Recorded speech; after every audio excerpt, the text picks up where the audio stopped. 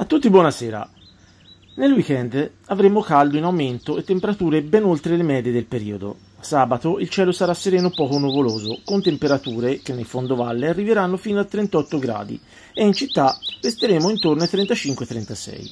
Domenica le condizioni del tempo resteranno invariate, con cieli sereni e temperature stabili o in lieve aumento, anche nei valori minimi, con nottate calde e moltafose. Anche nella giornata di lunedì il cielo sarà sereno poco nuvoloso, con temperature nuovamente in lieve aumento, soprattutto nelle zone pianeggianti, con aumento del senso di afa soprattutto nelle ore notturne, dove non scenderemo al di sotto dei 20-22 gradi. Per i giorni del Palio sembra essere scongiurato il rischio della pioggia sulla terra di piazza, almeno fino alla prova generale.